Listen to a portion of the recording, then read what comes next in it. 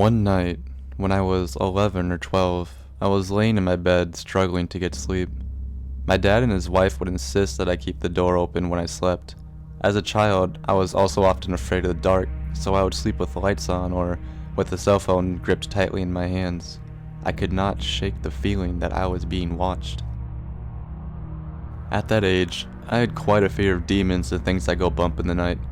Sometimes I would sleep with the Bible because at that age I had not yet abandoned religion, and I thought maybe God could help me. At some point in the night, I grew very frustrated and sat up in bed. Beyond the light of my room, there was the darkness of the hallway and a figure standing in my doorway. I could barely make a sound, but I knew I was horrified.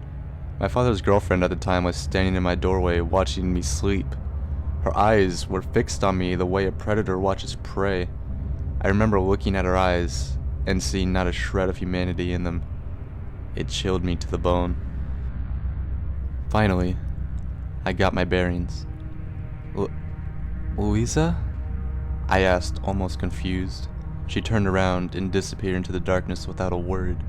Startled, I gazed into the darkness a little while longer. This happened to me 2 more times during my childhood, where I woke up to my stepmother just staring at me from my doorway. Another time, I woke up next to her at the foot of my bed. When I was 18, my relationship with my father continued to deteriorate, and he finally confided in me that he was afraid when I was a child that Louisa would murder me while I slept. He's still married to her. So Louisa and my father, let's not meet again.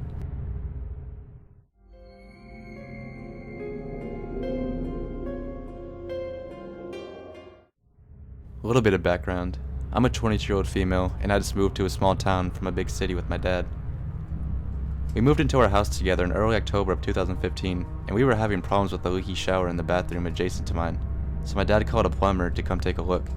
The plumber arrived around 8 a.m. the following day while I was getting ready for work in my bathroom. My dad let him in, so I hadn't gotten a good look at him. My dad then apparently goes down the street and gas up his car and then go to work, leaving the plumber to do his damn job in the bathroom. Now, my bathroom is just a toilet and vanity, with the door leading into a shared shower room that has another door leading into my dad's bathroom. So while I was getting ready, there was only a door between the plumber and I. I guess he figured out that there was a lady in the house due to my hairdryer. Next thing I know, my bedroom door is opening and closing, and there's a very tall, very wide, very terrifying man with more legs than teeth locking my door from the inside behind him. He then walks 5 feet towards me and stops in front of my bathroom door. I freeze. He stands there, staring at me for the longest 30 seconds of my life. He hits me with the widest, untoothiest grin and literally looks me up and down multiple times. I hear the front door open and close, not knowing then that my dad had forgotten his wallet, and the plumber pivots on 1 foot in a twirly motion and unlocks my door and walks out. My dad runs in my room asking if that guy had just really been in there and goes to run after him, but the guy walked right to his truck and left without fixing our shower. So my dad immediately calls the company we hired the plumber from and asks them to send someone, but not that guy, and he tries to explain what happened to the manager. The manager proceeds to tell my dad it was our fault the man locked himself in my room with me because I didn't lock him out of my room in the first place? Sorry, didn't think I needed to lock myself away in order to not be creeped on by a supposed professional.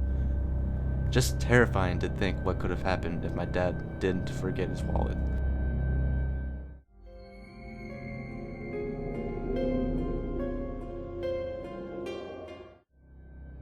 I have terrible luck with creepy people. My friend explained to me once that some people just look like victims and I needed to stop smiling at strangers so much. Anyways, this story happened when I lived in the crappy area of town. I was walking to my car from my apartment one night. It was only street parking and I usually had to park about half a block away. Across the street from my apartment was a frat house. If the frat house was drug dealers and wannabe gangbangers. The guys were always catcalling me and yelling lewd things that they wanted to do to me outside of their window, but I'm pretty used to that kind of behavior, so I just ignored them. This night though, 2 of them were outside on my side of the street in deep discussion. They saw me walk out and they stopped talking.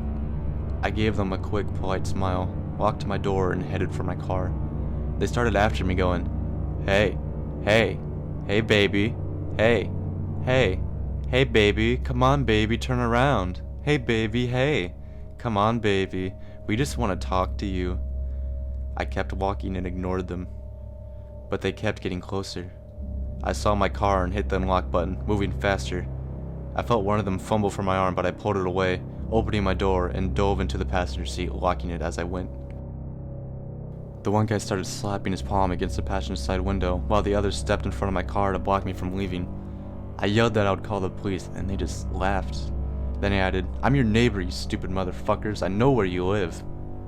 They quit laughing, and the guy at my window said real low, "They won't get here before we get in." I went cold.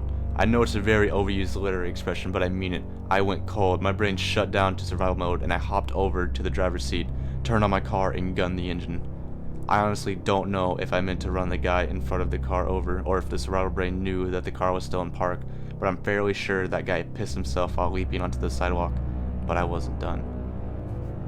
Window guy was still there, looking a bit stunned. I rolled my window down just enough and told him, "I will hit you with my car." I reversed, swung my car to face him, and gunned the engine again. This time, I was not in park. They both took off. I lived there for another year and never had problems with these two guys again.